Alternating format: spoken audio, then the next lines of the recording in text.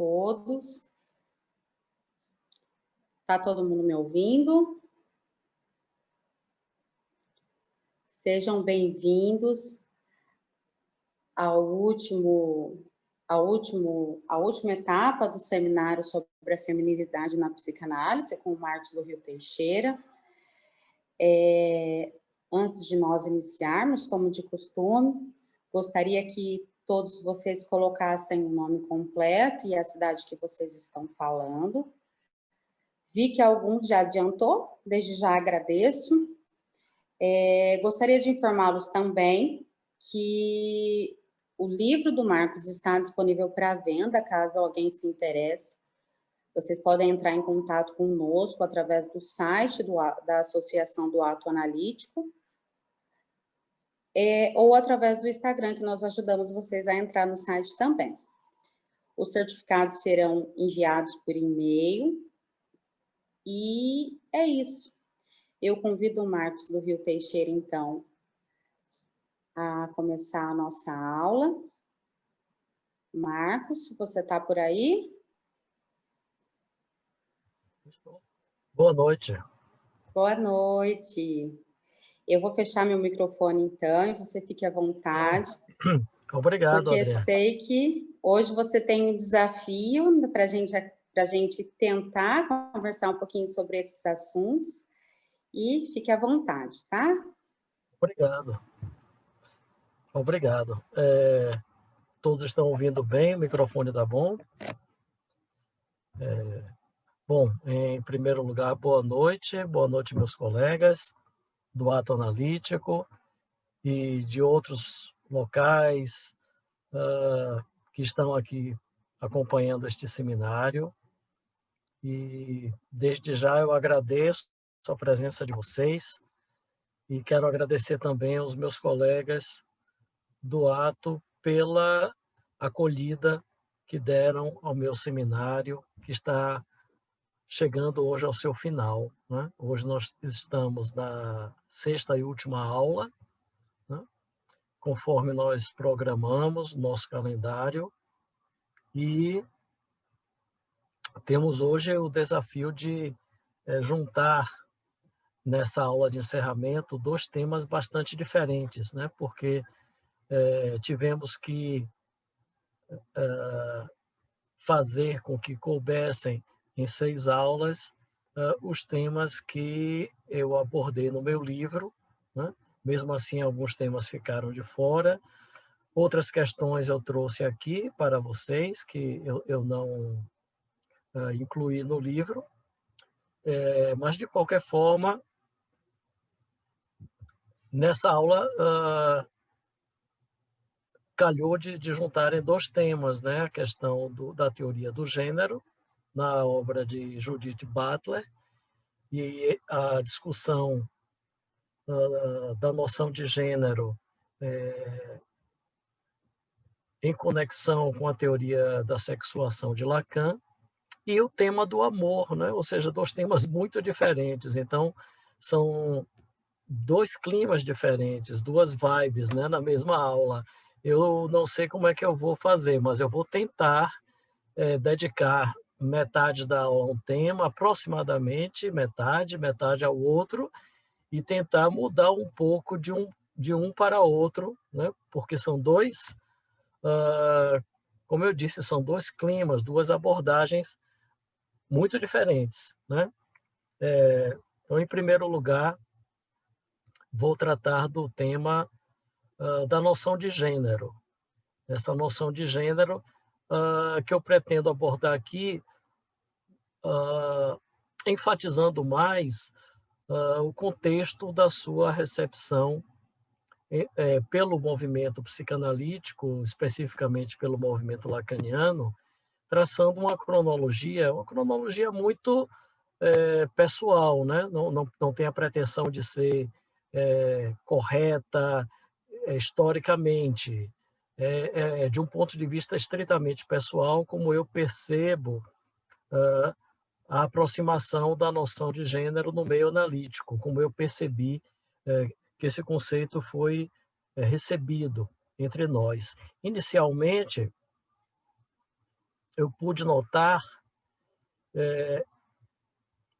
que esse conceito chegou até nós através da contribuição de alguns colegas que, de alguma forma, se interessaram pela noção de gênero, mas sem conectá-la exatamente com a teoria da sexuação de Lacan. Então, essa noção já era utilizada por alguns grupos do meio acadêmico, mas eram grupos nitidamente, declaradamente anti-freudianos e anti-lacanianos.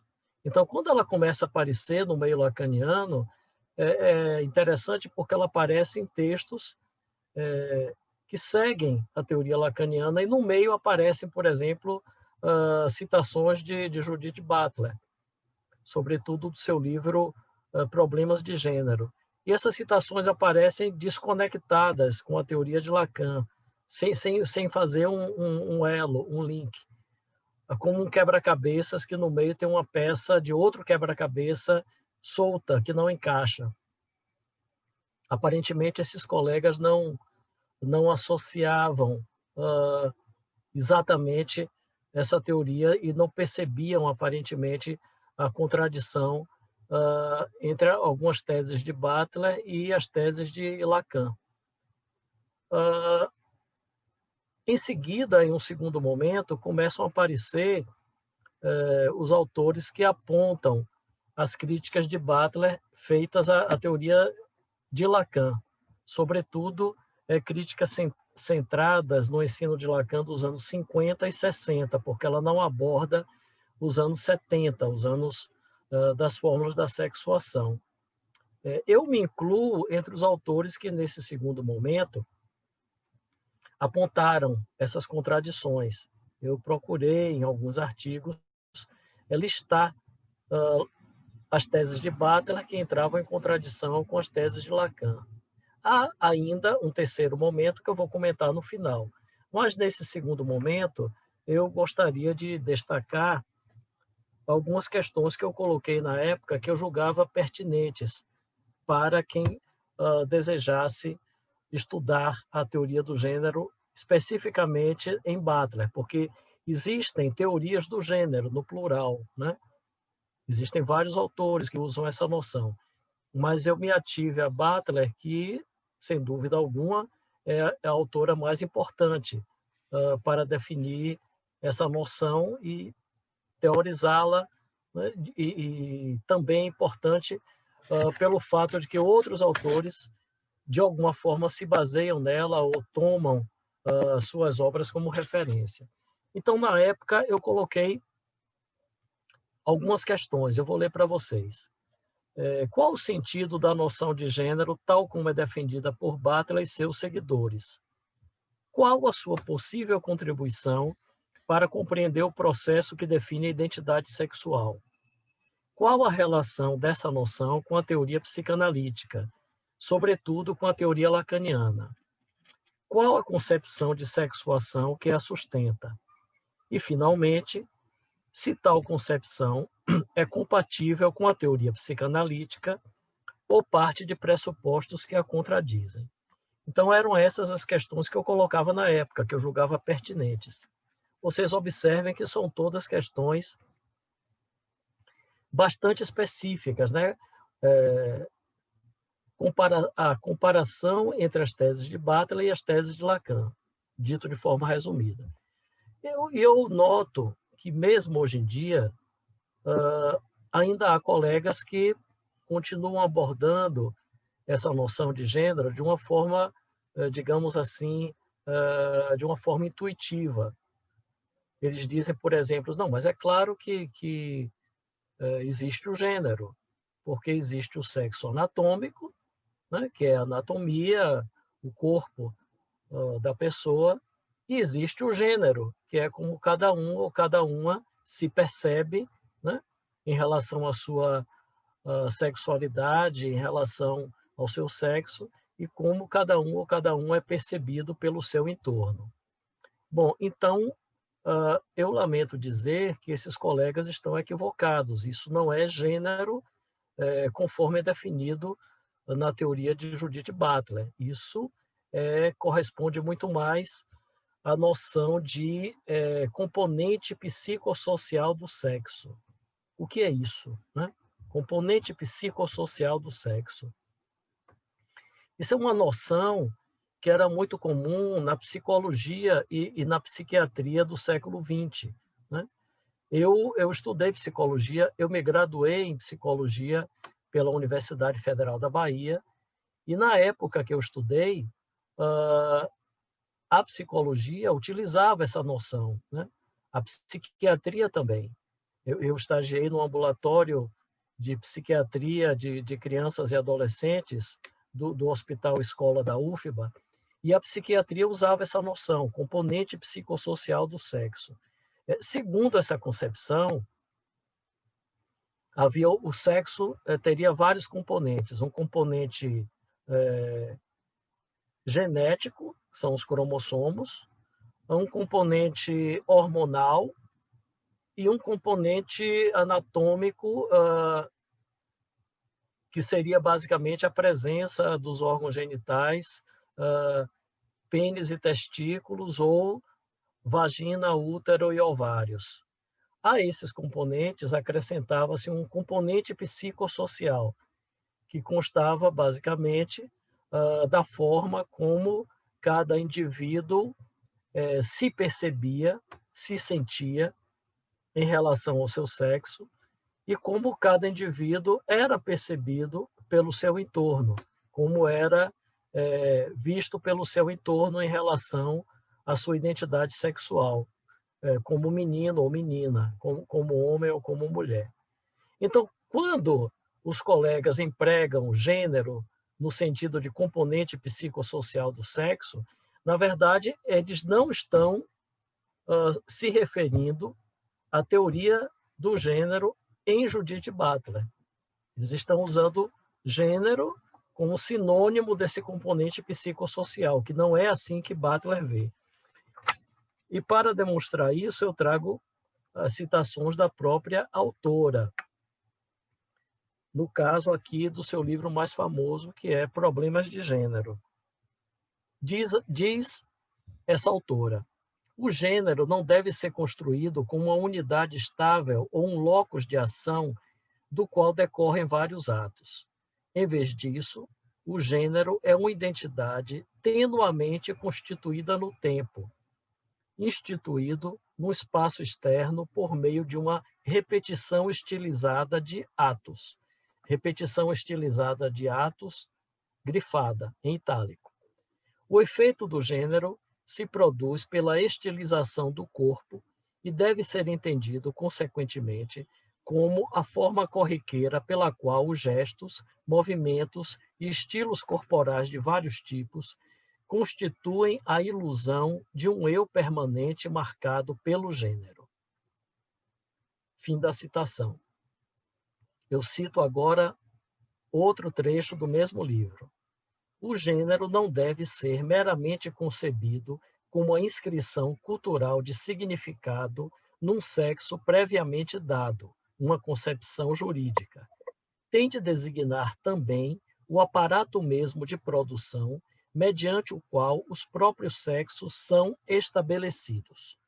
Então, vocês reparem que a autora refuta categoricamente a ideia de que o gênero seria um componente psicossocial do sexo, porque a própria noção de sexo, está aqui na definição dela, seria construída a partir do gênero. Isso significa o quê? Significa que há, em certo sentido, uma negação da própria ideia de um corpo.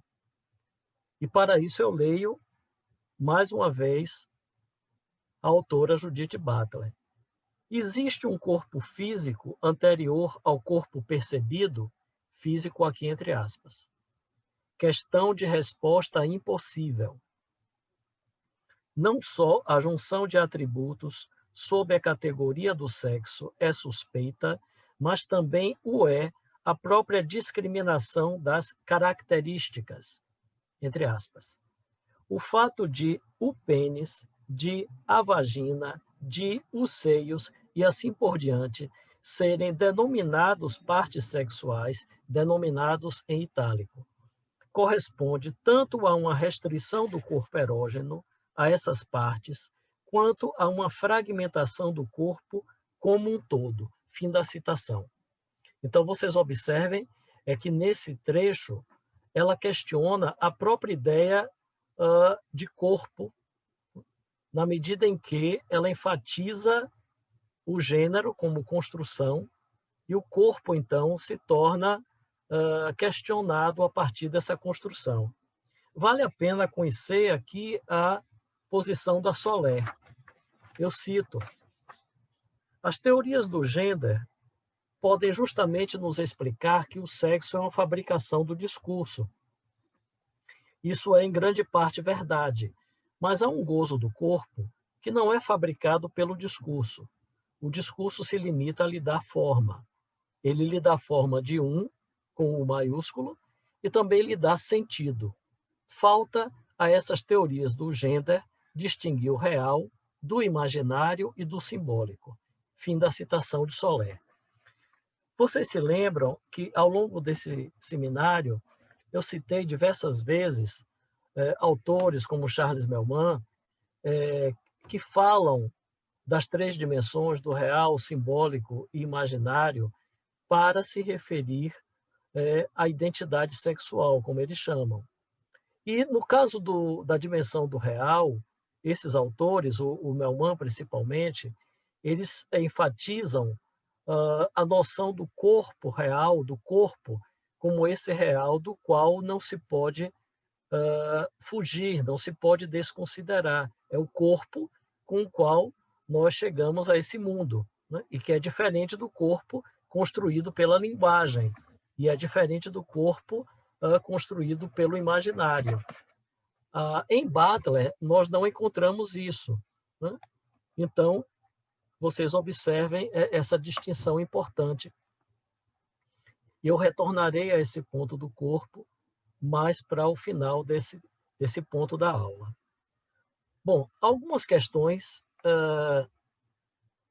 se tornam necessárias, algumas questões surgem quando nós estudamos a teoria de Butler e que eu trago aqui para vocês. Bom, como o gênero, enquanto repetição estilizada de atos, que é a definição que eu acabei de ler, como ele se constitui? Ele se constitui a partir de uma imposição social ou de uma escolha.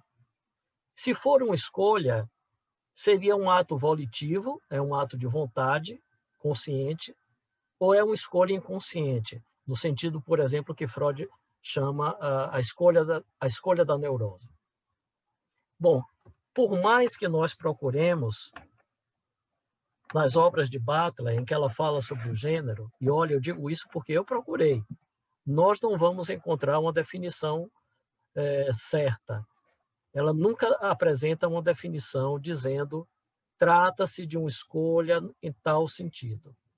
Isso se dá porque essa autora adota um estilo que é denominado pelos seus seguidores, de uma forma elogiosa, como um estilo performativo.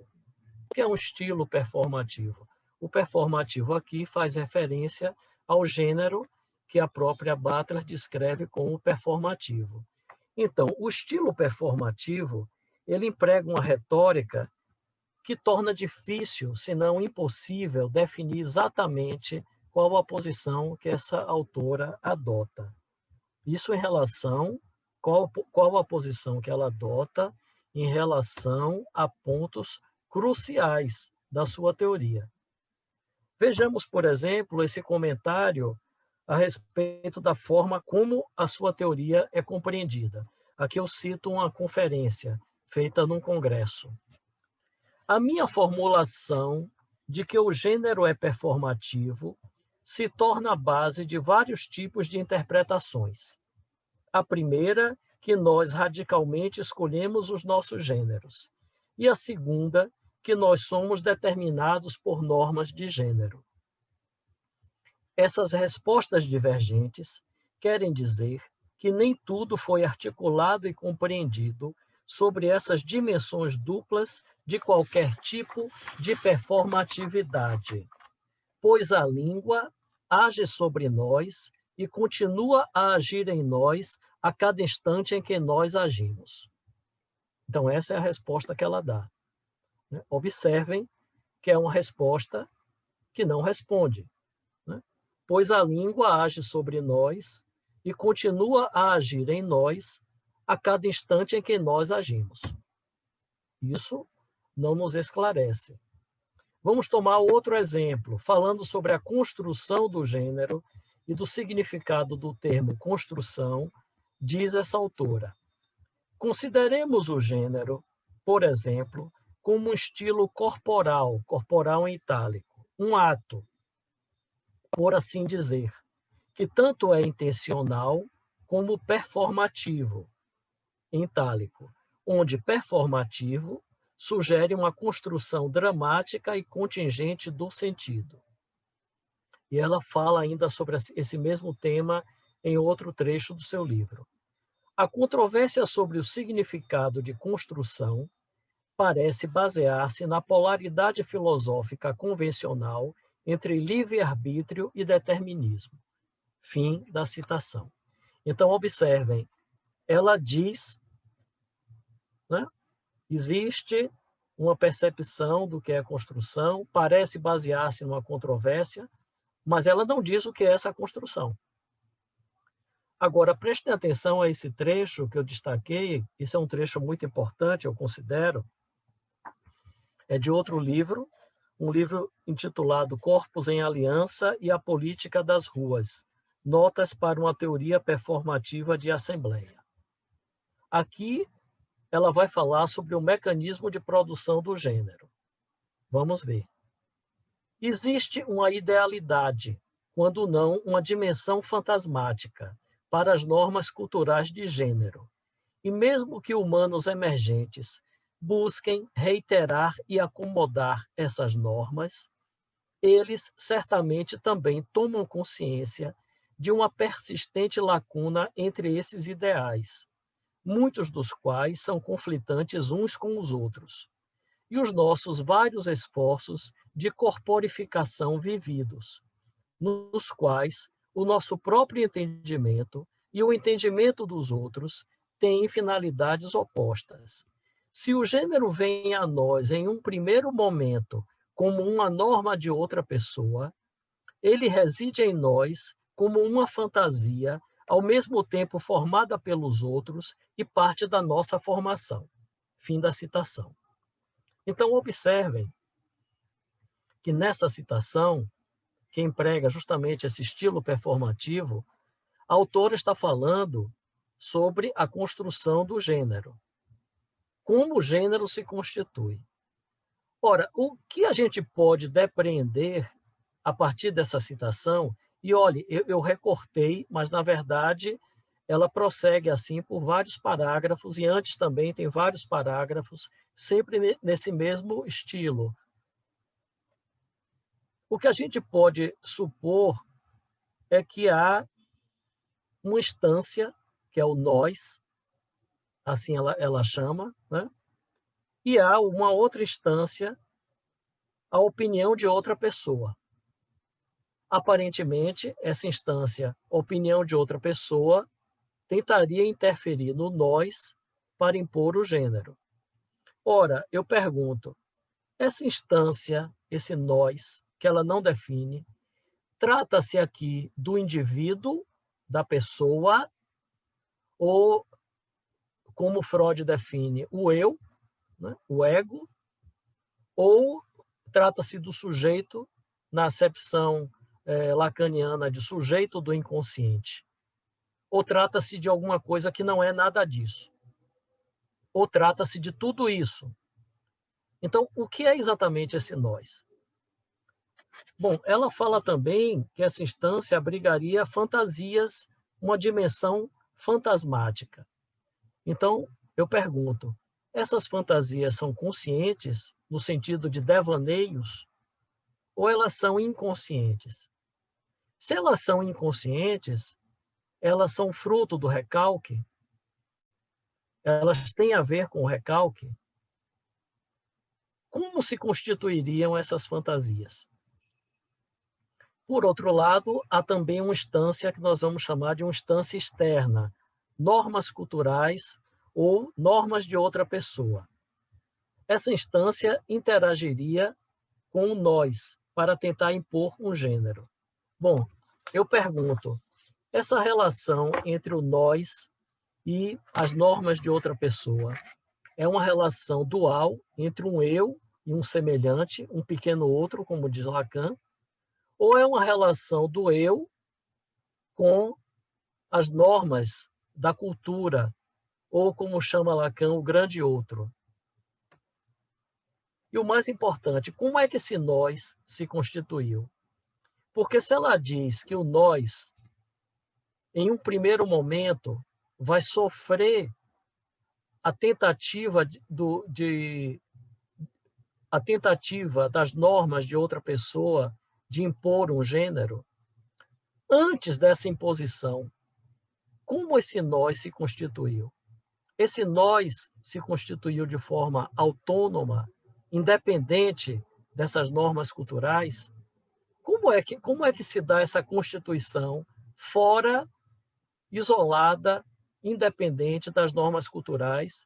E só depois, no segundo momento, que ela denomina o primeiro momento do gênero, é que o nós vai sofrer a intervenção das normas culturais. Bom, um outro ponto importante.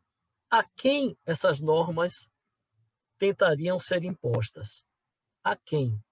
Porque, vejam bem, a própria autora diz, em vários momentos, ela não se cansa de negar a existência de um sujeito. Eu cito aqui, nesse mesmo livro, Corpos em Aliança. O aparecimento do gênero é frequentemente confundido com um sinal de sua verdade interna ou inerente.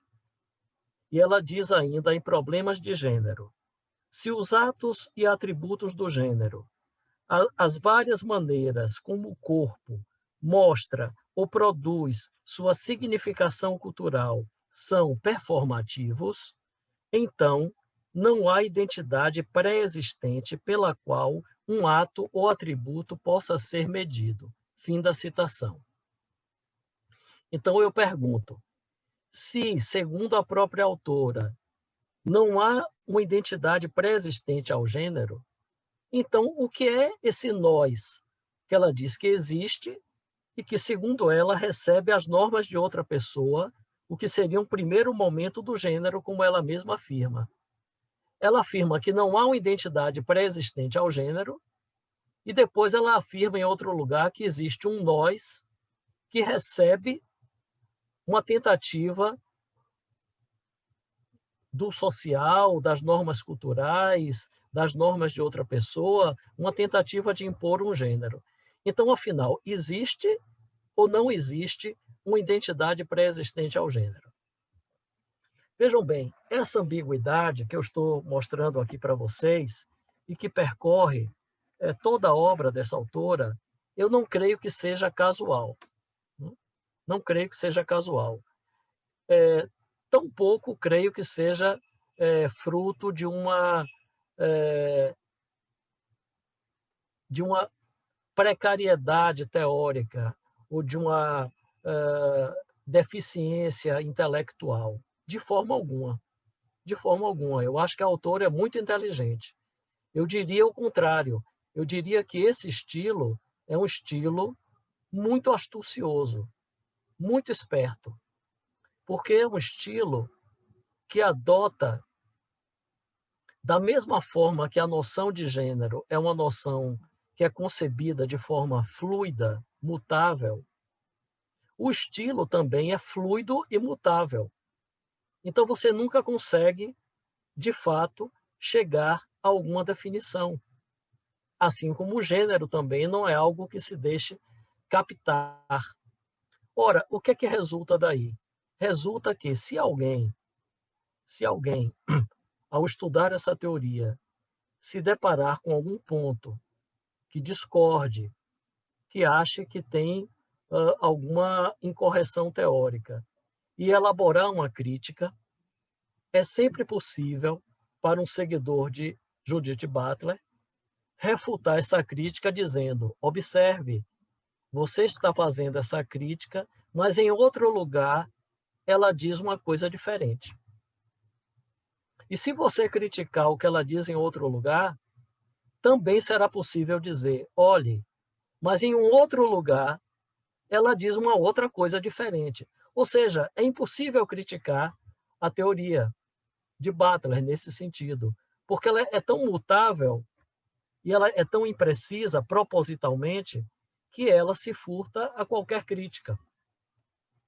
Bom, ainda assim, é possível, se você ler com muita atenção, elaborar, se não uma crítica, pelo menos uma listagem de alguns pontos que entram em contradição com a teoria de Lacan.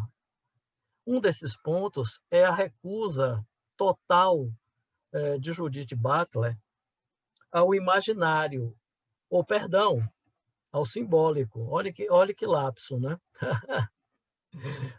É a recusa do simbólico, porque ela recusa qualquer tipo de instância terceira, quer nós chamemos de grande outro, quer nós chamemos leis da linguagem, ou ainda, como Lacan denomina essa dimensão, o simbólico.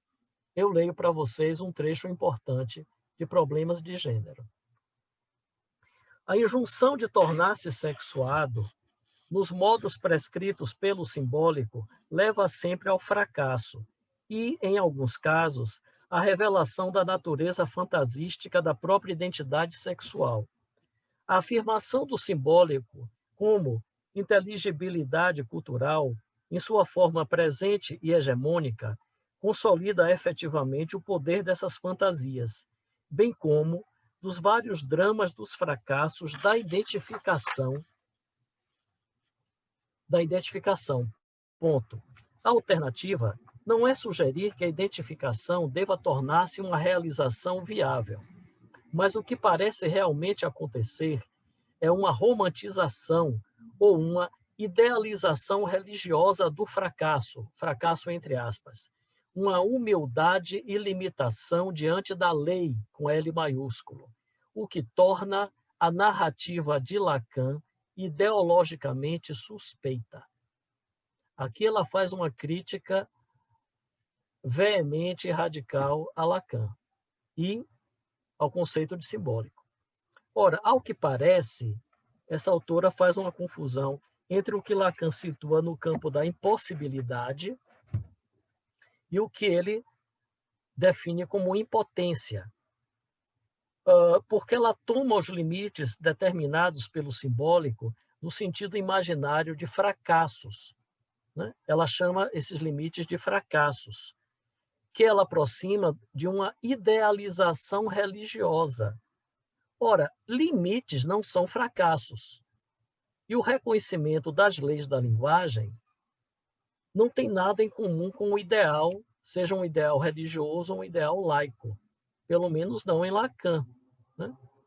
Então, essa limitação que a psicanálise reconhece a partir de Lacan e denomina como castração simbólica, é aquilo com que o sujeito esbarra.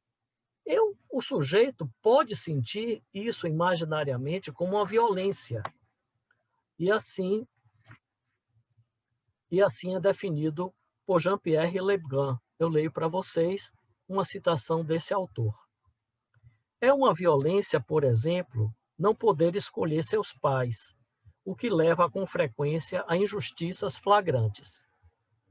É uma violência que a anatomia se imponha a cada um de nós e que faça com que nasçamos homens ou mulheres. As primeiras palavras da mãe a respeito de seu filho podem ser consideradas como uma violência, quando ela supõe um saber a seu filho, o qual fica limitado a isso que ela percebe, uma espécie de acossamento. Porém, é melhor ter as palavras limitadas de uma mãe do que não ter nenhuma palavra. Outra violência, a introdução do pai, que se interpõe entre a mãe e a criança para produzir a alteridade, é frequentemente vivida como uma invasão. A posição dos pais, tanto da mãe quanto do pai, quando recusam à criança a persistência de sua onipotência infantil, implica uma violência. O sentido dessa violência consiste em reconhecer que os lugares diferentes existem, que não podemos ocupá-los todos ao mesmo tempo, que não podemos ser todas as gerações, nem todos os sexos, que, portanto, somos limitados, que não é possível tudo. Então, vocês observem que aquilo que para a psicanálise é uma limitação imposta e que o sujeito pode sentir como uma violência, isso não é um fracasso, isso não é uma subserviência religiosa. Isso é o reconhecimento de que não somos onipotentes, de que não somos capazes de tudo, não podemos tudo. É esse o sentido da castração simbólica para Lacan. Ainda no que tange ao simbólico, essa autora define o falo, que, como nós sabemos, é um conceito importantíssimo para falar da sexuação. Ela define o falo de uma forma bastante peculiar. Eu leio para vocês aqui uma citação de outro livro dessa autora, Bodies That Matter, Corpos que Importam. Prestem atenção. Consideremos que ter o falo, citado entre aspas, evidentemente é uma citação de Lacan. Consideremos que ter o falo pode ser simbolizado por um braço, uma língua, uma mão ou duas, um joelho, um osso pélvico, uma série de coisas similares ao corpo e deliberadamente instrumentalizadas. Os atos que desprivilegiam o falo e o subtraem da forma normativa de troca heterossexual e, ao mesmo tempo, reciclam-no e tornam a privilegiá-lo entre as mulheres, utilizam o falo para romper a cadeia significante na qual ele convencionalmente opera. Fim da citação. Então, vocês observem, eu não vou, de forma alguma, criticar essa definição do falo, porque não se trata de criticar uma teoria a partir de outra. Isso é totalmente equivocado, né? Uma teoria não pode criticar outra. Aqui, no caso, o que nós podemos fazer é lançar a seguinte pergunta. Essa definição do falo, dada por Judith Butler, pode ser incorporada à teoria lacaniana, que entende o falo como um significante? É possível operar com o conceito de falo, de acordo com essa definição de Judith Butler? É possível operar com essa definição na teoria de Lacan? Observe que nessa teoria, falo não é um significante. Falo aqui está mais próximo de um signo. Signo, na definição clássica, a definição de Charles Sanders Peirce, que Lacan gosta muito de utilizar, signo é aquilo que representa algo para alguém. Então, para essa autora, falo representa algo para alguém. E falo está ligado a um referente. Um referente é uma noção de Frege que designa um objeto da realidade. Não real, mas da realidade. Então, para ela, falo tem como referente o pênis, na teoria psicanalítica, segundo ela, e que ela tenta deslocar para outras partes do corpo, para a mão, para o joelho, como ela diz, para o osso pélvico. Então, não é a noção de falo que possa ser empregada psicanaliticamente, porque falo aqui não é o conceito de significante. Além disso, bom, eu não vou falar aqui dessa confusão entre órgão e significante. Como eu já disse, não vou entrar nessa discussão. Mas eu salientaria somente essa ideia de que o falo, segundo ela, opera convencionalmente na cadeia significante. Eu, sinceramente, não sei o que é uma operação convencional na cadeia significante. Eu também não consigo imaginar o que seria o contrário, uma operação não convencional na cadeia significante. Eu não sei como é que poderia se operar convencionalmente ou não convencionalmente na cadeia significante. Bom, além de negar o simbólico, essa autora nega também o real, o conceito lacaniano de real, em pelo menos 3 acepções. Na primeira acepção, como real do corpo, porque nós vimos acima que para a psicanálise nós nascemos com o corpo, antes de nos constituirmos como sujeitos falantes. Nós já somos sujeitos falados antes do nosso nascimento, antes mesmo da nossa concepção. Mas nós não somos sujeitos falantes. É por isso que Soler distingue o corpo da sua materialidade na sua materialidade biológica como disjunto do sujeito. E isso vem desde Lacan. Isso não é, eu citei aqui Soler, mas Lacan no Seminário 23 ele já diz: o sujeito não é um corpo, o sujeito tem um corpo. Então há uma disjunção entre sujeito e corpo. Soler diz ainda, eu cito no seu livro Em Corpo do Sujeito: a condição de reprodução da vida, que não depende em nada do simbólico, e neste sentido se pode dizê-la real, precede o engendramento do corpo pela linguagem. Então, há o engendramento do corpo pela linguagem, mas há o corpo real que não é engendrado pela linguagem, né? Que pré-existe ao engendramento do corpo pela linguagem. Já Butler, ela nega qualquer possibilidade de considerar o corpo como real, uma vez que para ela é o performativo que constitui o corpo. E nesse sentido, mais uma vez eu cito Judith Butler. Esses atos, gestos e atuações, entendidos em termos gerais, são performativos, no sentido de que a essência ou identidade que, por outro lado, pretendem expressar, são fabricações em itálico, manufaturadas e sustentadas por signos corpóreos e outros meios discursivos.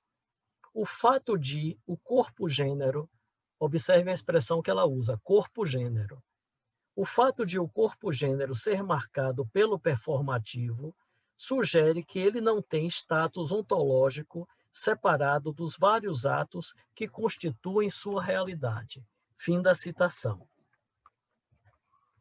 Então, observem, Soler, entre outros autores lacanianos, diferencia o corpo na sua dimensão real do corpo engendrado pela linguagem. Trata-se de 2 dimensões diferentes. Já Judith Butler, ela faz uma hipérbole da ideia, que é uma ideia de Lacan, inclusive, de que o corpo é construído, desnaturalizado pela linguagem, para negar a própria materialidade do corpo. Bom, uma outra acepção do real que essa autora nega é o real do gozo.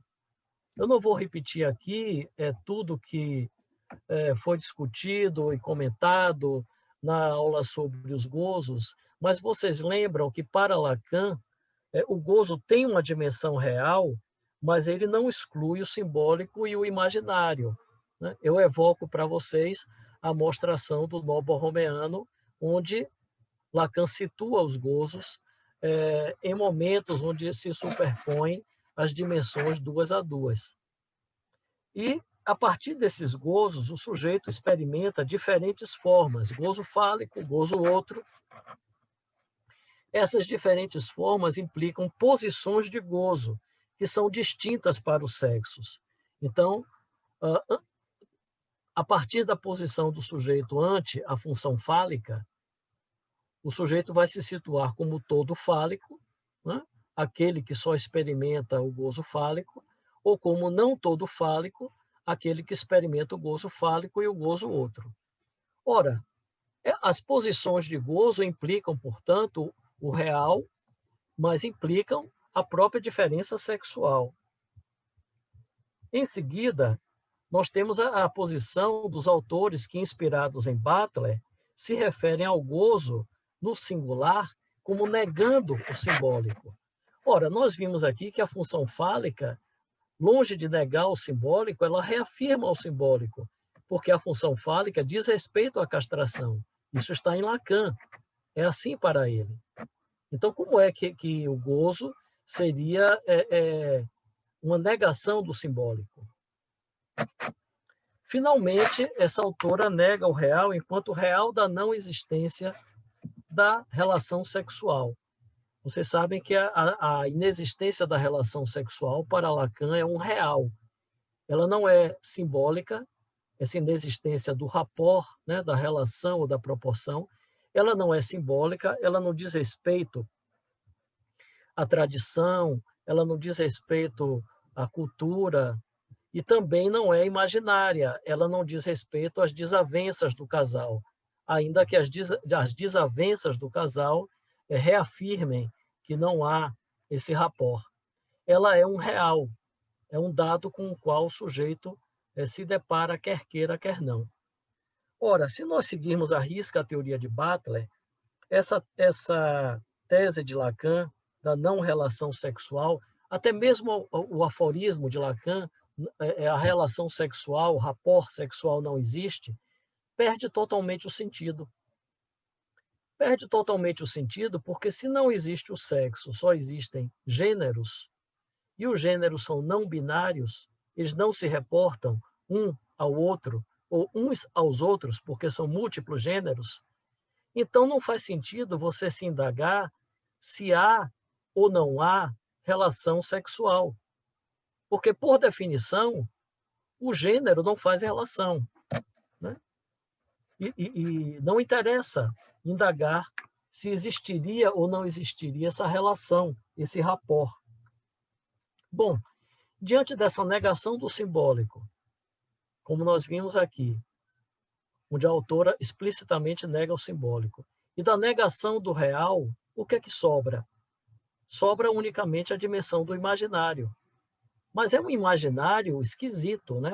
É um imaginário estranho, porque eu diria que é um imaginário sem eu, porque a autora nega, em vários momentos, como eu lembrei aqui, ela nega a existência de uma identidade prévia ao gênero.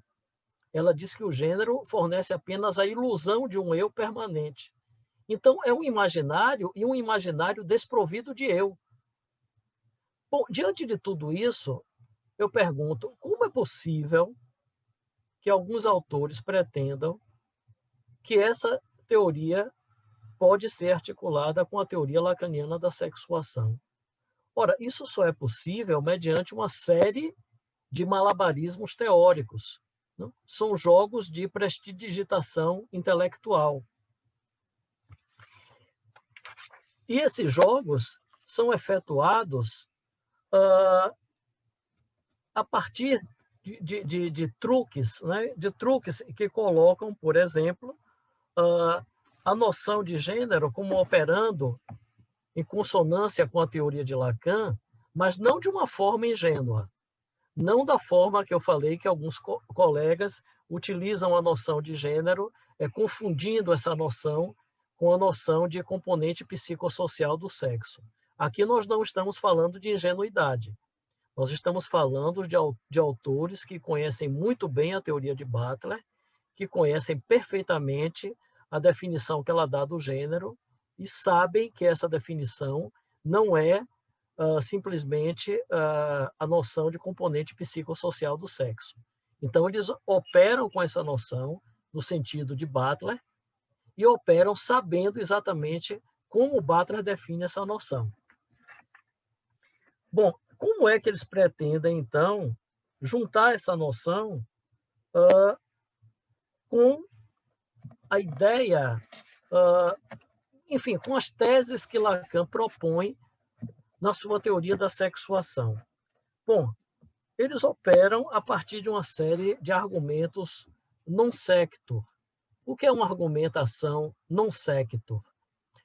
Non sequitur, em lógica, é aquela argumentação onde é apresentada uma premissa e, a partir dessa premissa, se extrai uma conclusão com um pequeno detalhe. A conclusão não tem nenhuma relação com a premissa.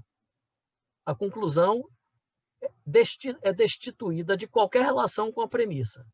Então, essa é uma argumentação non sequitur. Um exemplo de uma argumentação non sequitur é essa, que diz, por exemplo, se para Lacan a posição do sujeito ante a função fálica, né, que o situa no conjunto dos seres todos fálicos ou não todos fálicos, não tem a ver com anatomia, logo, Lacan está dizendo que não existem homens nem mulheres, mas existem múltiplos gêneros. Então, observem, a premissa é verdadeira. Lacan diz isso textualmente, ele diz no Seminário 20, a proposição de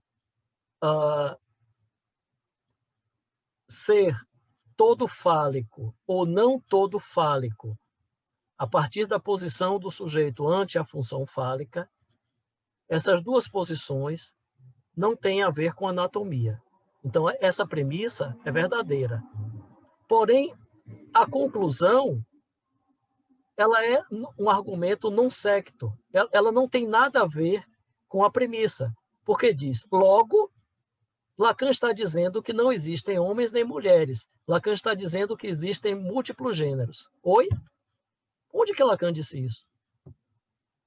Lacan disse que existem dois conjuntos. O conjunto dos seres todos fálicos, ditos homens, e o conjunto dos seres não todos fálicos, ditos mulheres. Só que isso não tem a ver com anatomia. Ele não disse que não existe homem, não existe mulher, e o que existe, na verdade, são múltiplos gêneros.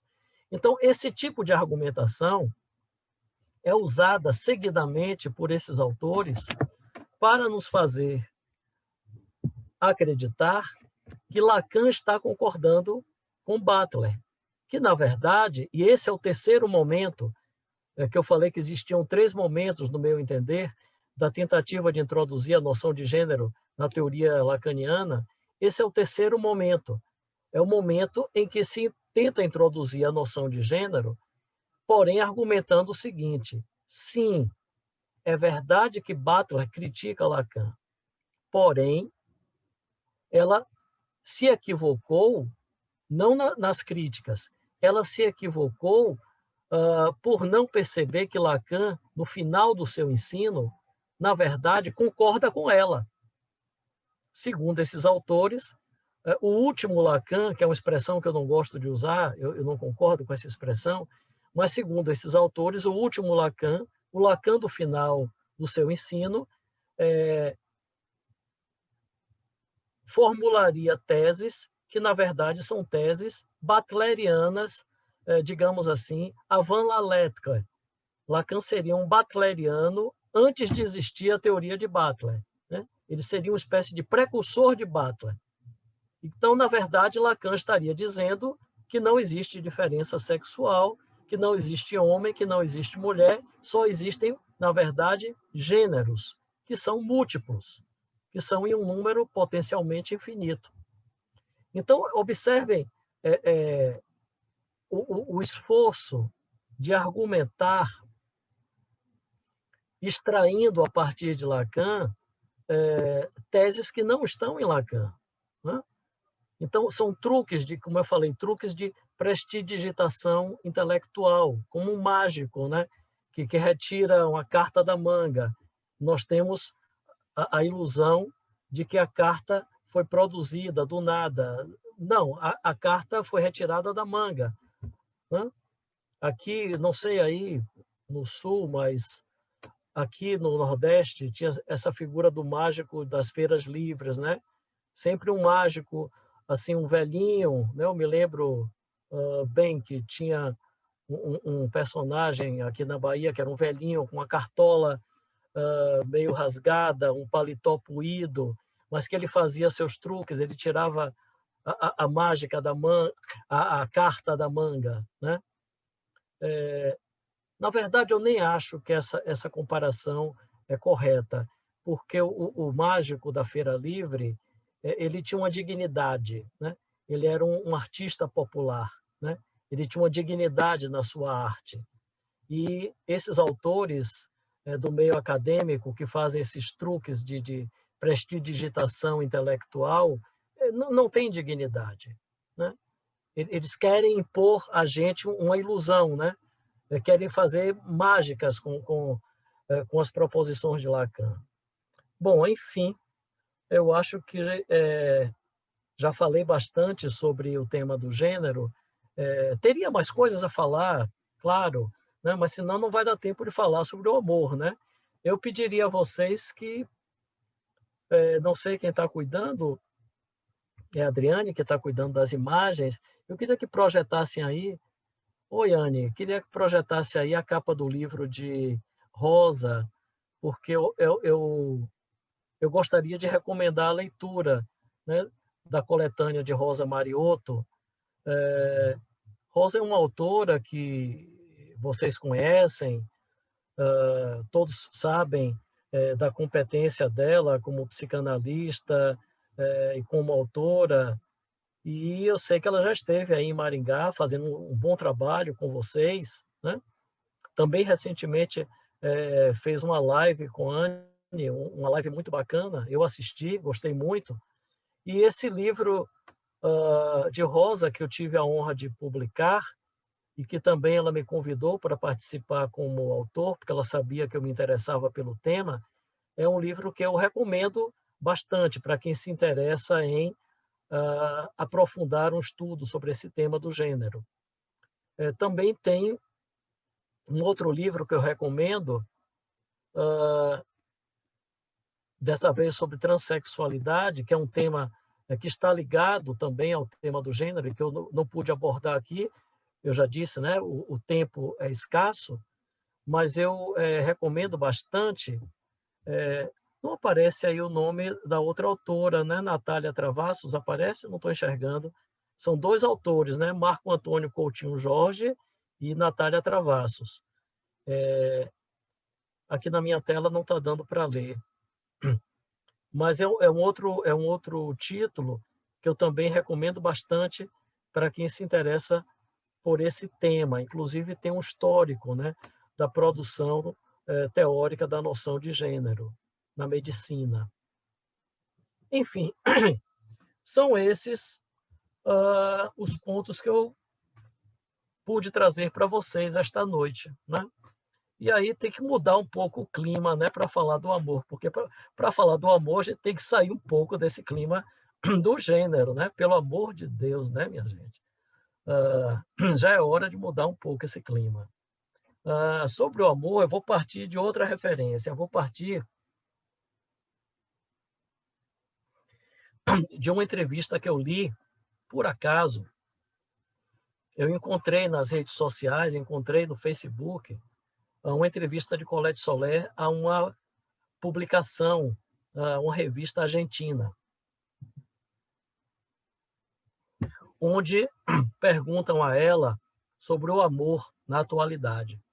E a Soler responde, fazendo referência a uma das suas teses bastante conhecidas. No caso, é a tese de que o amor na atualidade ele não tem um mito, né? Vocês conhecem essa tese, ela está no livro O que Lacan dizia das mulheres, né? A Soler formula da seguinte forma: ela diz que em eras passadas, em épocas passadas, existia sempre nas sociedades, pelo menos nas sociedades ocidentais, durante um certo tempo, um mito organizador do amor, né? Esse mito durava um certo tempo. Então, um exemplo disso é o mito do amor cortês, né? Vocês sabem, o amor cortês, e Lacan se dedica a estudar, mas não somente Lacan, muito antes de Lacan, esse mito foi estudado pelos historiadores, e Lacan, ele mesmo faz referência a uma obra clássica, que é O Amor e o Ocidente, né, de Denis de Rougemont.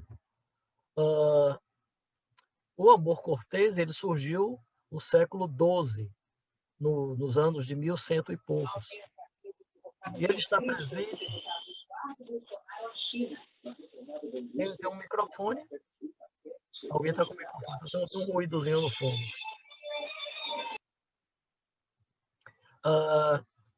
Ele está presente nos poemas dos poetas provençais, né? Arnaud Daniel, Bernard de Ventadorn, Bertrand de Born, que são todos poetas do século XII, e que nós temos a sorte, né, o privilégio de tê-los traduzidos para o português por essa dupla de grandes tradutores e poetas que são os irmãos Campos, né? Augusto e Haroldo de Campos. Então, nós temos acesso aos poemas dos poetas provençais, nos quais se expressa esse chamado mito do amor cortês. Soler, então, responde da seguinte forma, né? Na nossa época, na contemporaneidade, como se diz, não existe um mito organizador do amor, né? A nossa época não tem um mito do amor. Os mitos do amor se fragmentaram, se partiram, se despedaçaram. Então, segundo ela, há mitos do amor no plural, ou seja, os sujeitos que amam constroem seus próprios mitos, cada um da maneira que pode. Então, ela dá um exemplo clínico, o exemplo de uma analisante, uma jovem analisante dela, uma jovem mulher, que diz para ela que ela quer encontrar um grande amor. E aí define como é que vai ser esse grande amor. Ela vai encontrar um homem que ela vai se apaixonar, ela vai viver com ele um grande amor, vai casar, vai ter filhos, 1 ou 2, e vai viver durante 7 ou 8 anos. Então, esse é o mito do amor dessa paciente de Soler, né?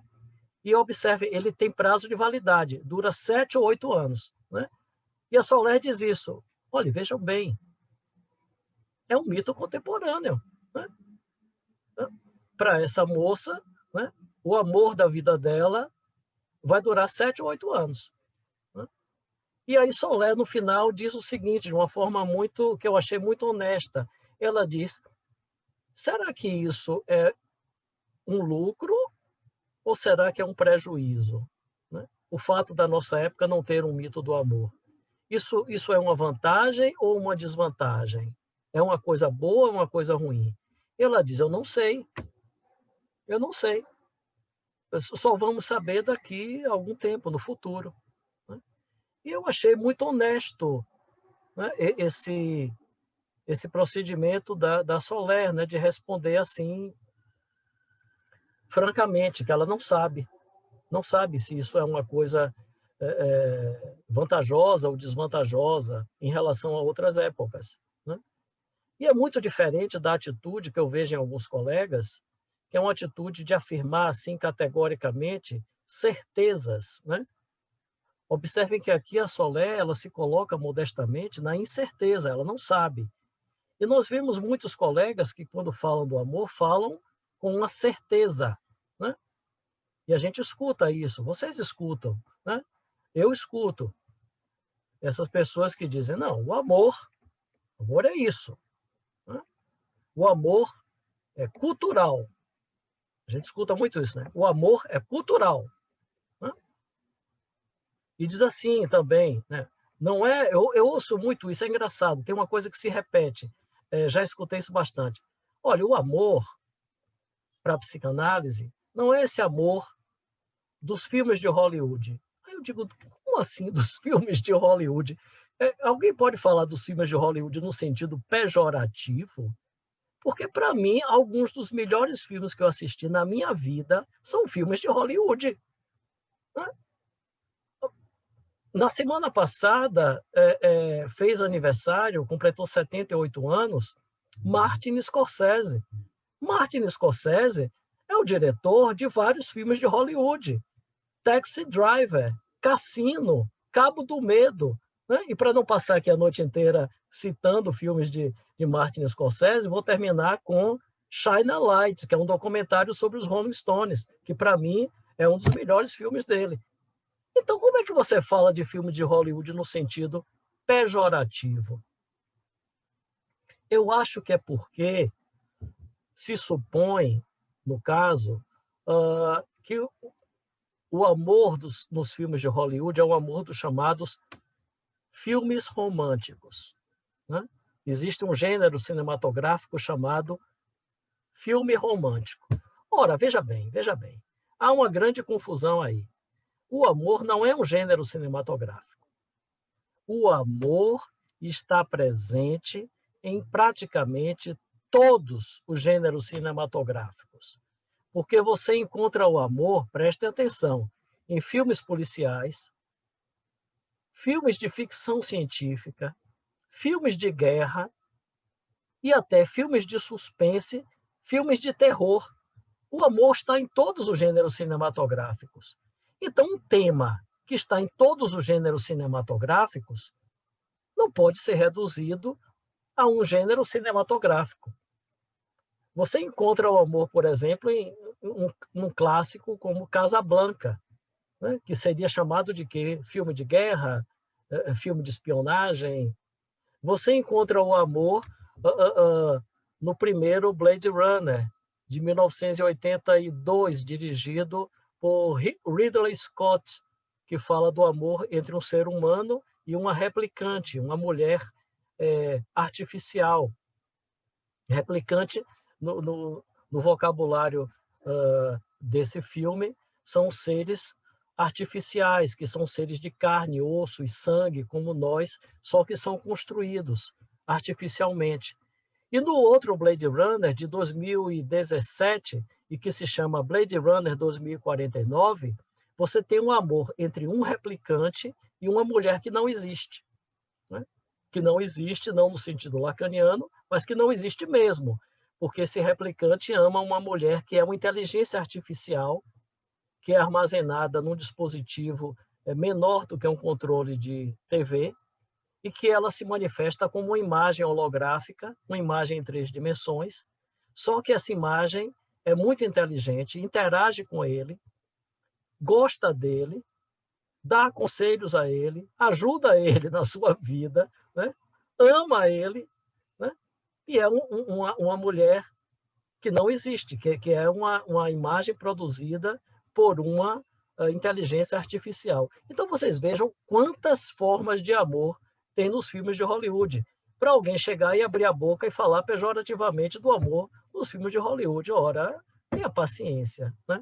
E já que nós estamos falando de cinema, vou falar de outro filme, dessa vez de um filme que eu gostei muito e que, justamente por coincidência, hoje, entrando nas redes sociais, no Facebook, o Facebook me lembrou que hoje faz um ano que eu escrevi um textinho a respeito desse filme. Olha que coincidência.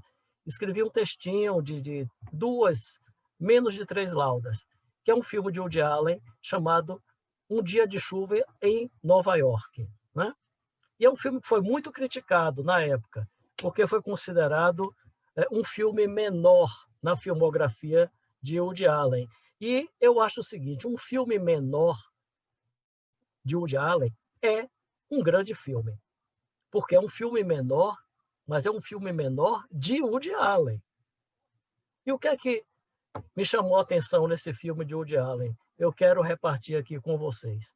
É que os personagens, que são jovens de uma elite nova-iorquina, que Woody Allen gosta muito de representar nos seus filmes, essa elite, que é uma elite econômica e cultural, eles gostam de se referir às suas próprias vidas usando exemplos de filmes. Né?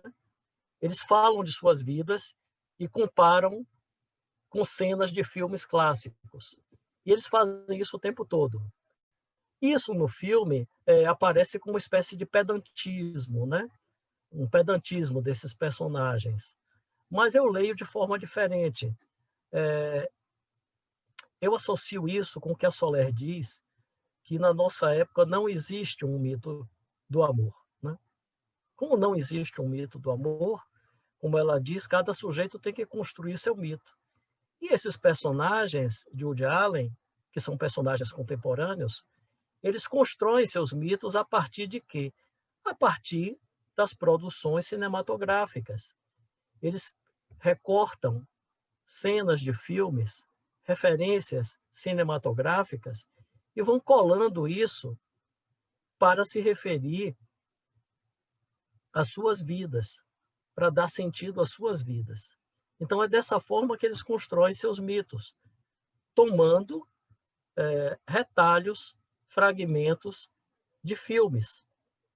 Essa é a maneira que eles têm de construir cada um o seu mito. Né? E aí vocês vão dizer assim, puxa, mas essa é uma característica da nossa época, né? A nossa época que já foi chamada de pós-moderna, hoje não é mais chamada assim. É impressionante como esses termos, né? Esses modismos intelectuais, eles envelhecem rapidamente, né? Ninguém mais usa esse termo pós-moderno. Mas esses personagens de Woody Allen recortam, portanto,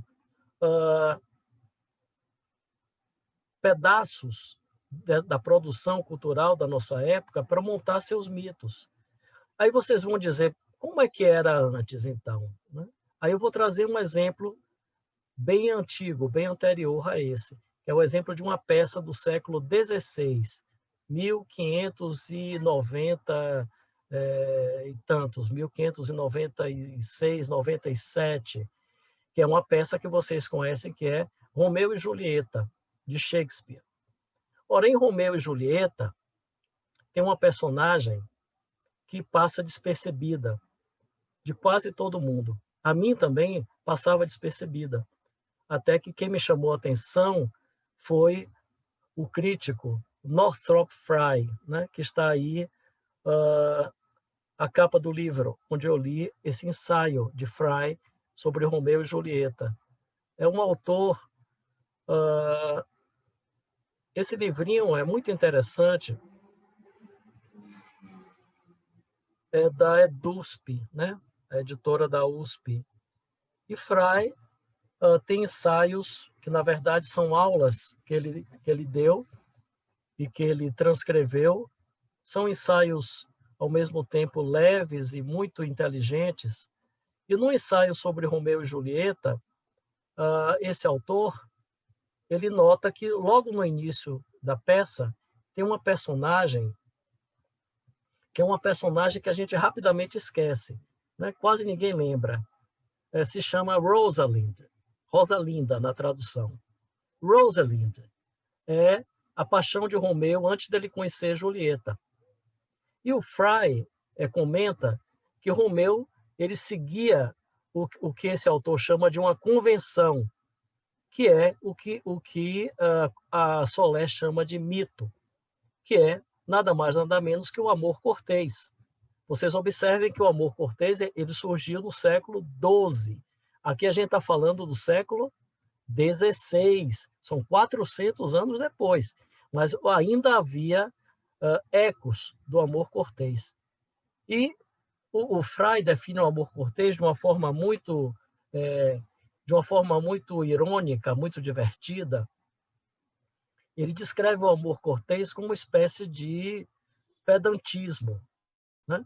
Ele diz que era uma convenção social, na época, entre a nobreza e a classe imediatamente inferior à nobreza. Era uma convenção social que um homem jovem ele deveria eleger uma mulher como sendo a sua musa, né, a sua dama, e ele deveria ter por essa dama uma grande paixão platônica, e essa dama seria mantida à distância, né? Ele não conseguiria se aproximar, né? Na verdade, ele que manteria essa distância, e ele ficaria num estado melancólico e deveria escrever poemas, sonetos, elogiando a dama e lamentando a sua indiferença, a sua distância, né? A sua crueldade, né? Ou seja, fazia parte da convenção da época que um jovem se dedicasse a esse ritual do amor cortês. E isso não tem nada a ver com o casamento, né? O casamento é algo à parte, porque o casamento era um contrato estabelecido entre duas famílias. Isso era uma moda cultural, né? Como o Frei considera, e que corresponde ao que a Soler denomina um mito. E Romeu vive nesse amor cortês por Rosalind, só que ele vai numa festa em casa dos Capuleto e ele conhece Julieta. E o resto da história vocês sabem. O que acontece? Acontece que ele se apaixona por Julieta. E aí ele sente o que o Frei chama de o amor autêntico. Mas a parte interessante para mim é o seguinte, isso já é uma leitura minha, não é o Frei que diz. Quando Romeu se depara com um amor autêntico, ele tenta falar sobre isso com o seu entorno, com seus amigos e com o Frei Lourenço. Frei Lourenço é uma espécie de terapeuta de Romeu, né? Com perdão do anacronismo. E ninguém entende do que ele está falando. Todo mundo acha que ele está ainda na dimensão, no contexto do amor cortês, só que ele substituiu a figura da dama. Ele tirou Rosalind e colocou Julieta. Só que não é. Né? Só que não é. Romeu não está mais no amor cortês. Ele está no amor autêntico. É uma segunda dimensão. Né? Mas como ele não tem à sua disposição palavras para descrever esse amor, as palavras que ele usa são as palavras do vocabulário do amor cortês. E isso é que cria confusão. Vocês entendem? Né? Ninguém consegue entender o que ele está sentindo. Acham que ele está nessa dimensão dessa moda do amor cortês. E ele também não consegue entender em que discurso ele está. Isso nos faz lembrar o quê? Né? Eu lembro da proposição de Lacan no Seminário 20, que Lacan diz: o amor é o signo de que se muda de discurso. Né? O amor é o signo de que se muda de discurso. Romeu mudou de discurso. Ele estava no discurso do amor cortês. Ele encontra a Julieta, ele muda de discurso. E ele fica confuso, porque ele não está mais no discurso antigo e ele não sabe o que é esse novo discurso. E seus amigos acham que ele ainda está no discurso antigo. Só que não. Então, o amor sendo o signo de que se muda de discurso, isso deixa o sujeito atordoado, porque ele vai tentar entender, vai tentar tomar pé nesse novo discurso em que ele está. Mas esse novo discurso, por ser novo para ele, o deixa atordoado. E é essa a história de Romeu. Bom, vocês podem comparar aí com um exemplo de ficção contemporâneo, que é o filme de Woody Allen que eu falei, né? Um Dia de Chuva em Nova York. No filme de Woody Allen, os personagens não têm um discurso único, não têm um mito único, como denomina Soler. Eles não têm um mito do amor. São personagens contemporâneos, vivem na nossa época. Como eles não têm um mito, eles tentam criar o seu mito a partir de retalhos, fragmentos dos filmes. Então, eles montam um mito como Frankenstein, feito de pedaços. Então, eu pergunto, como a Soler se pergunta, o que é melhor? Né? O que é mais vantajoso? O que é melhor para o sujeito? Viver numa época como a época de Shakespeare, em que havia um mito do amor, ou viver na nossa época, em que não existe um mito e cada um tenta construir o seu mito como pode. Quem é que está melhor? É Romeu ou os personagens de Um Dia de Chuva em Nova York? Eu respondo com uma solé, não sei, não faço a mínima ideia. Né? Não há como saber.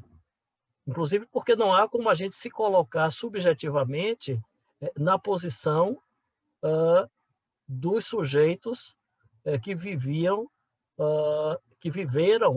no século XVI. Né? Não é possível. A gente faz uma ideia, mas a gente não sabe o que é que eles sentiam. Bom, dito isso, eu lembro ainda de um comentário da Soler. Já estamos nos aproximando de um horário que eu acho bom nos determos aí. A Soler comentando o seminário 20, ela lembra do trecho em que Lacan fala da pulsão de Eros. Né? Eros, na teoria freudiana, vocês sabem, é a pulsão da união, é a pulsão que leva ao à união. E Lacan se pergunta, num trecho do seminário 20, né? Eros, a união, isso é o amor? Ele coloca a questão. Né? E a Soler, ela comentando, ela fazendo uma retomada crítica do seminário 20, ela diz, é claro, há a aspiração, o clamor da humanidade em direção ao amor. Isso não é o princípio de união, poderíamos dizer? Não. O clamor e o apelo ao amor resultam, secundariamente, do fato de que há o um sozinho, um com um maiúsculo. Esse um sozinho é uma expressão de Lacan. O ser falante, pelo fato de que ele é falante, é de início sozinho, com tudo que está ao seu redor, mas de qualquer forma sozinho. É um esquema totalmente oposto ao esquema freudiano, que coloca a aspiração à união como uma pulsão. É claro que Lacan não é maluco. Ele não nega que há a aspiração à união, mas ele não faz dessa aspiração uma pulsão primária.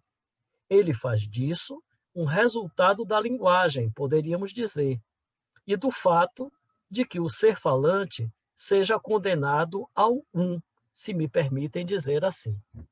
Então, eu gosto muito dessa citação que eu li para vocês, desse comentário da Soler. Eu gosto da forma como ela diz, né? É claro que Lacan não é maluco, né? Que é uma forma bem coloquial de falar, né? Ela diz, né? É claro que Lacan não é maluco. Lacan não está criticando o amor, né? Lacan não está criticando a aspiração à união.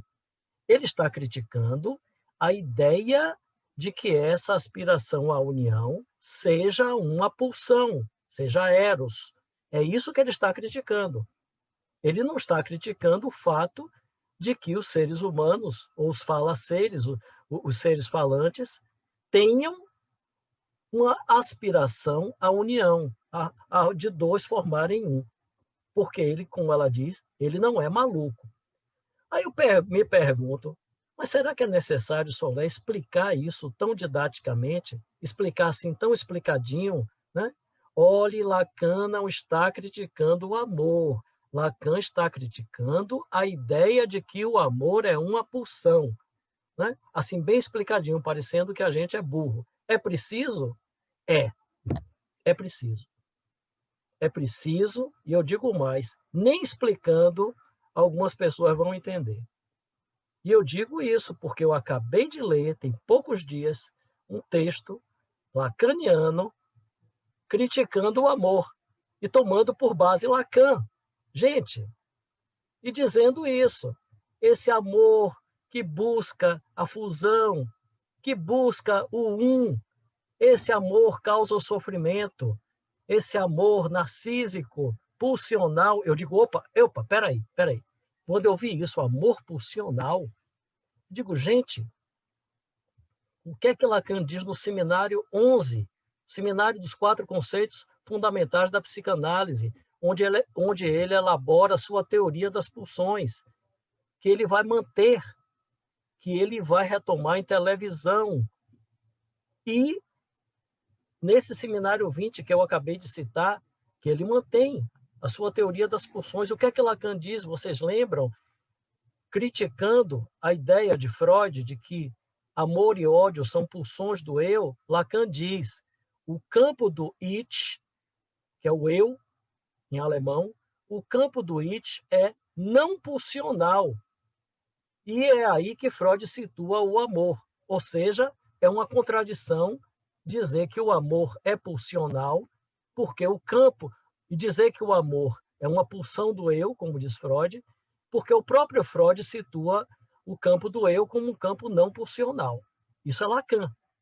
Então, como é que alguém que se reporta ao ensino de Lacan, escreve um texto sobre o amor e diz, esse amor narcísico, esse amor pulsional? Eu digo, peraí, né?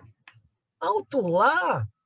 Então, quando o Solé diz, eu vou explicar para vocês, olha, Lacan não é maluco, Lacan não está criticando o amor. Eu digo, é pouco, ela tinha que ser mais didática ainda, porque é pouco, porque tem gente por aí criticando o amor e dizendo que é Lacan que está fazendo essa crítica, né? E o que é pior, aí coloca em contraposição um tal de amor mais digno, ou novo amor. Ora, isso é uma expressão que Lacan usou na nota italiana. Lacan usou essa expressão, mas veja bem, ele não dá nenhuma explicação, ele não teoriza, ele não produz uma teoria. É uma expressão que ele usa, solta lá, e soltou a bomba. Não sabemos o que é que ele estava pensando sobre isso. Aí já tem gente alocubrando, fazendo altas teorias sobre o amor mais digno, e que esse amor mais digno é isso, é aquilo outro. Eu digo, gente, mais devagar, né? Menos. Né? O que foi que Lacan disse? Lacan criou essa expressão. Criou essa expressão. Agora, o que é que ele queria dizer com isso? Não sei. Né? Algum tempo depois, ele ficou doente e morreu. Então, nunca vamos saber o que é que era esse amor mais digno. Agora, elucubrar em cima de Lacan, enfim, eu sou muito mais uma posição mais de cautela, como diz a Solé. Olhe, não sabemos, não sabemos o que é melhor, se é a nossa época atual, se eram as épocas passadas, sei lá, né? O futuro que vai dizer, né? O futuro que vai dizer, enfim, talvez no futuro tenha uma época que retome os mitos do amor, sabe-se lá, né? Enfim, são questões que a psicanálise nos coloca e que é preciso abordá-las com um certo cuidado, né? Sem fazer essas afirmações tão taxativas, tão peremptórias, né? Como eu vejo de vez em quando por aí, né? Bom, já tomei muito tempo de vocês, eu estou percebendo que eu falei aqui aproximadamente por 1h30, o que dá o tempo, né, convencional de uma aula aqui. E eu queria deixar um tempo suficiente para ouvir a opinião de vocês, porque não me interessa dar uma última aula do seminário sem a participação de vocês. Eu quero muito escutá-los, né? Saber o que é que vocês pensam, seja sobre o gênero ou seja sobre o amor, né? Escolham cada um o que é que vocês acham digno de comentário. Enfim, é isso. Bom, para finalizar, gostaria de convidar a presidente da Associação de Psicanálise Satoanalítica para falar um pouco por todos nós da associação. Valéria? Bom, já disse, né, que lamento que esses encontros estejam se encerrando na data de hoje. Quero agradecer a todos que estiveram conosco, né, que de alguma maneira responderam a esse nosso convite, mas o meu agradecimento em nome da Associação Ato Analítico nesse momento vai especialmente ao Marcos, né? Marcos, membro honorário da nossa associação, que muito honradamente cumpre esse papel desde o início, né, nos ajudou a fundar aí, essa instituição com o seu ensino. E, mais uma vez, acho que, Marcos, você dá provas aí de um ensino extremamente com rigor teórico, e, ao mesmo tempo, você consegue trazer uma leveza, tá, na tua forma de ensinar, de transmitir, então, de uma forma com muita seriedade, que nós prezamos muito isso na psicanálise, né? Que a gente possa ter seriedade no que a gente transmite. Então, fazer da psicanálise em extensão aquilo que sustenta a psicanálise em intenção. Então, meu muitíssimo obrigada em nome de todos os associados, de todos os membros, né? Que a gente possa ter aí novas iniciativas, novos outros seminários, que a gente possa sempre contar com você aí, como esse grande parceiro, e com essa sua generosidade, com a nossa amizade, enfim. Tá? Então, muito obrigada mesmo por todo esse trabalho que foi feito conosco, né? Não só dessa vez, mas agora é o momento de eu te agradecer por essa vez. Eu também queria expressar aqui meu agradecimento, Valéria, a todos os colegas do Ato Analítico, representados por você,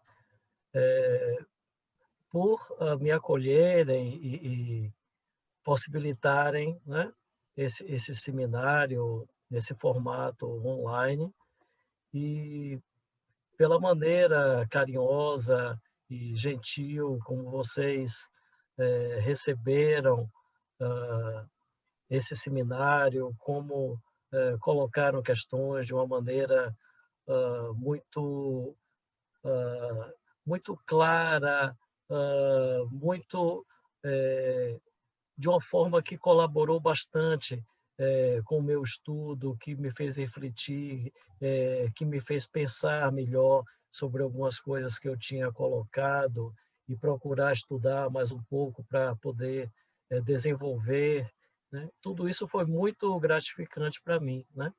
E realmente eu gostei muito de dar esse seminário. Fico muito satisfeito e realmente, né, com aquele sentimentozinho assim de tristeza porque está terminando, já estou com saudades de vocês, né? Então, foi muito bom nessas 6 oportunidades a gente trocar ideias, conversar, né? E eu gosto muito, né, de debater com vocês.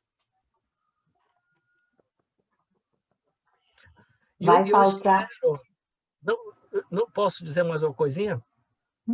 Eu espero, não sei como vocês estão planejando essa parte técnica, né, vamos dizer assim, mas eu espero que depois essas aulas que foram gravadas, né, elas possam ser disponibilizadas para quem não pôde participar, que eu queria também compartilhar com outros colegas, né, que às vezes não puderam assistir, para que possam também assistir, quem sabe que isso possa gerar alguma reflexão, alguma discussão comigo ou com outras pessoas em outro lugar, né? Então eu queria deixar aqui meu pedido para vocês depois, não sei de que forma, compartilharem esses vídeos, né? Espero que sim. Sim, sim, Marcos, isso já está sendo providenciado, né? Nossa equipe aí, ó, está bem alinhada com essa questão. Acho que em breve isso já ficará aberto a um público como você disse, podendo fazer isso circular, com certeza, né? A gente tem mais é que abrir isso a mais pessoas e que outros possam também refletir, se indagar, se interrogar e dialogar conosco sobre esse tema tão interessante.